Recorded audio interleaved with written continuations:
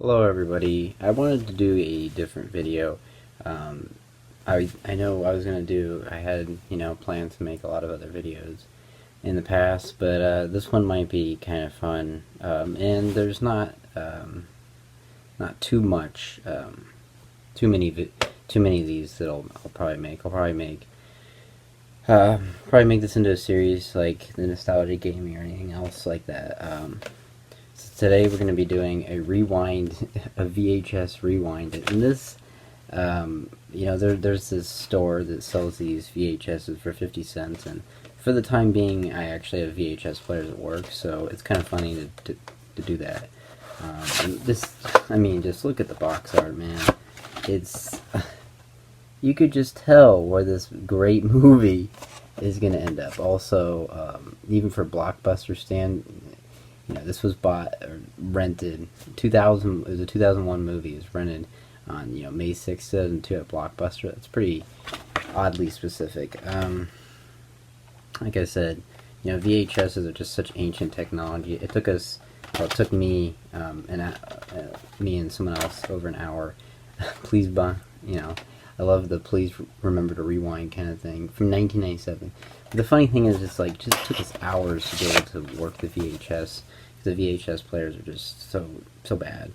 I don't know why, but that's what they are. It's equated ancient technology at this point. It's like a Nokia phone. But Heist itself is, for the first one, it's pretty funny. Like I said, you get it for 50 cents. It stars Gene Hackman. He's an older. I just can't take. I'm trying to take this movie even the slightest serious, but it's a heist. It's like its title. It's Heist, and Danny DeVito's in it.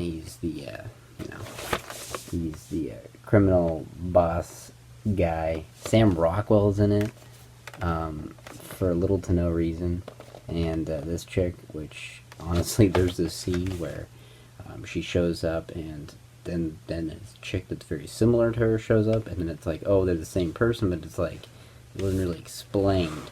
There's a lot of unexplained things. It's like the audience should fill some gaps in, but not a portion of the movie. It's not horrible. The reviews were pretty horrendous, like saying it's really bad. And, I don't know, like 37% or whatever it was pretty low. But it's not horrible. It's just like, man, heists have been done, and this one's like, I would have to say the airport heist is pretty good. It's a little bit vague about what they're actually trying to steal, but when you actually find out skull, blah blah blah, whatever, it's fine. It's fine. A little bit confused why there wasn't anyone else on the plane until it's a cargo plane, but it was, yet again, you need to, sometimes you need to just say these little things, because every time you leave a little bit of information out, I'm always going to have to try to fill it in, which, unless I'm pausing the movie to be like, oh, wow. I mean, in a Miyazaki film, that's something where I pause quite often, because I'm trying to figure out, or at least, take a breather, go, whoa, what's going on? Like Poppy Hill, that was a movie I did have to do that quite a lot. But this movie, it's like, I don't want to take the risk to pause for such a, And it's like this guy, he's got some of the funny, he's just like the stereotypical, older heist partner, man. And, he's no nonsense. He's like a Samuel L. Jackson character. I mean, in Pulp Fiction, that kind of character that's just, he's the same kind of guy. Gene Hackman's evilly, he's the same guy, even though he's been the same character in so many movies. Like I said, Danny DeVito plays a manipulative fence who saddles Joe with one last difficult job in this tough, smart caper who's crafty with the one last difficult job in the tough, smart caper. Oh, and the ensembles also include Sam Rockwell, Rick J, and Patty LaPoon. David Maple prowls the unsentimental avenues of film noir with his... it's crazy. If you read the box, I don't think you would get the same. Like I remember going into Blockbuster, reading the box, like, oh, let's get this one, and then you put it in, you're like looking at it, like highly examining it, like, is this the same movie? Like, because that honestly, the description of the back, I never actually read the box back, but anyways, Heist is, I would actually say it's not horrible. I mean, it's about, I would say it's a pretty average movie. I'd say about 5 out of 10 or 6 out of 10 if I were to give it a rating. I wouldn't say it's amazing like the box, but I wouldn't say it's as bad as the reviews on Rotten Tomato, Metacritic, all that. The airport heist, it's very convoluted. There's this, I love this point where they keep going like, well, I really wish we could do that airport heist. And I keep looking at the time, and I'm like, it's half an hour into the movie, like, and then another character walking and goes, I really wish we could do that airport heist, because like this other like heistman, he kept going to visit his niece, and it's like, buddy, I know you're trying to visit your loved ones, but like, you gotta plan these accordingly. And he just kept doing it. He kept, it led to his demise. And at that point, it was like, I kind of felt for him, but at the same time, like, man, like, he didn't do a lot in the heist. I don't know why he was even there sometimes, but it was just like, I don't know, like, the heists, they were convoluted, they were cool. He, like, hid the gun in his coffee. There's this final scene, though, too, where his wife, that's Patty LaPoon, I think, she goes with Sam Rockwell, and he treats her like an object. In fact, he even buys her from Danny DeVito, and then randomly she just likes him because, I don't know, like, there's no reason really for it other than it's just kind of weird. Like, it's for a 2001 movie even too. It's like they said, oh well, she's a whore. And it's like, well, that's it. That's your reasoning. That final scene took away from the movie's charm and the heist, because the heists themselves aren't bad. The bank heist, it's a little stupid, especially I think with the camera. There's this big scene where I gotta get rid of the cameras, and then they don't get rid of the cameras, and like their faces, the old guy's Gene Hackman's face on the camera, and it doesn't matter. It's like, well, okay, whatever. Guess that didn't matter, but.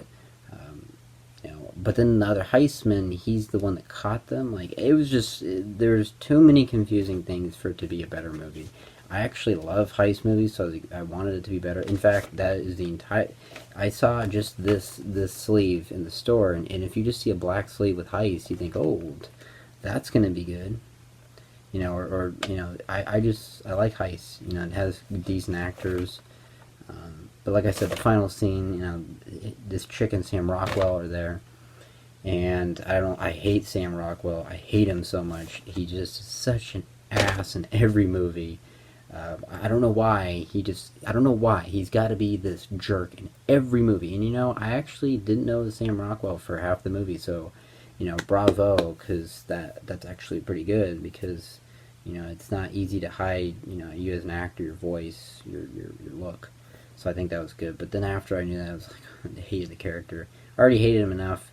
But it's kind of interesting how Gene Hackman double crosses him. He like double crosses him with, like, instead of, he like knew that he was going to double cross him with gold, so he put a fake gold thing in his pocket, and then like Sam Rockwell took it and it's just candy and that kind of stuff. But then like I said, I keep going to this final scene I'm not talking about, but the final scene, Gene Hackman's like painting these bars, or these like, rhubarb. He like supposedly melted down gold, and I'm not an expert, but melting down gold is not a process that just some rando that builds boats could do. Kind of weird, but okay. I could have a suspension of disbelief for that. And then Sam Rockwell, like, he doesn't question it. He doesn't question at all. There's 2 trucks, mind you, that have 2 rhubarb. Now, if there's 2 trucks, one pointed at the entrance and one pointed at a door that's closed, I would say, whoa, what's in this truck? Doesn't even question it. And then the other thing, Gene Hackman's like, whoa, okay, just take the gold, Sam Rockwell leaves with the gold, and then it finds out, oh no, the rhubarb scrapes on the side of the wall, and he actually had the gold, and it's like, yet again, should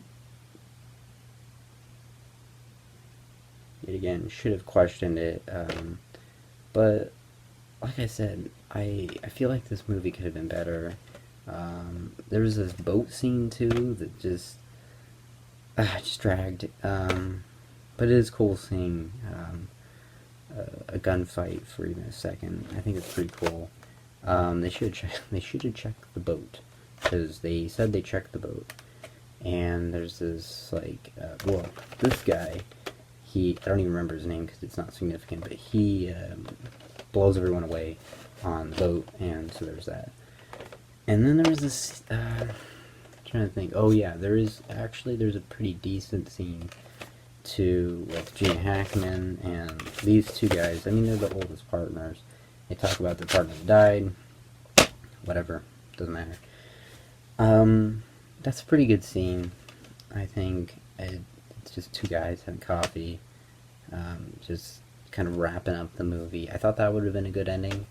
I think it was not rainy, but it was kind of a foggy day, so it's kind of, kind of leaves us like, where are they going to go kind of thing. Thought that was pretty cool. And, yeah, I mean, that's basically the highlights of the movie. Next time I will definitely go in order and all that, but for now, that is episode 1 of VHS Rewinds. These movies, I only have them every so often. I get them every once in a while, so like the next time I make another video might be for a while, or I mean, like, I have some for now, so there will be probably some episodes, about 10 or so episodes, and then there won't be some for a while, but eventually I'll have them again. But yeah, if you like these, I'll keep doing them. If not, then that's cool too. So, see you till next time.